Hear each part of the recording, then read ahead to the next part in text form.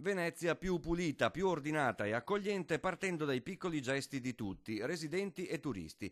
Il sindaco Brugnaro apprezza quanto detto dal presidente del Consiglio Renzi in tema di pulizia delle città italiane, soprattutto nei confronti dei turisti, e di efficienza dei servizi comunali. Punti che però, specifica, non dipendono solo dai primi cittadini. Ha ragione il Premier, assolutamente ragione, per fortuna noi lo diciamo da qualche mese, credo che forse ne ho parlato anche con lui e su questo siamo totalmente d'accordo. Adesso si tratta di costruire un piano educativo che sia anche per le persone, quindi non soltanto per gli ospiti ma anche per chi ci vive, e soprattutto rimettere in moto e riorganizzare le macchine comunali. Sembra un'impresa titanica tenere pulita e ordinata Venezia, dice Brugnaro, invece deve essere la prima cosa, alla quale possono contribuire veneziani, turisti, ma anche i profughi e gli extracomunitari non occupati.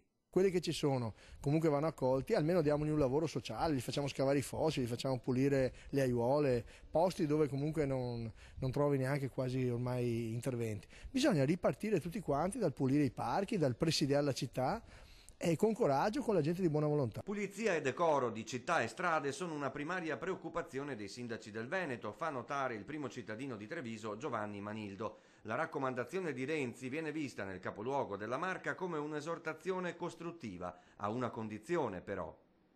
Treviso nel fattispecie è una città pulita, però penso che sia importante che oltre a fare queste esortazioni ci sia la possibilità magari di spendere qualcosa in più, e quindi accogliamo volentieri l'esortazione di Renzi, magari anche se ci fosse insieme allentare il patto di stabilità, e quindi almeno per i comuni virtuosi avere le risorse per impegnarci di più nel mantenere le nostre città ancora più belle.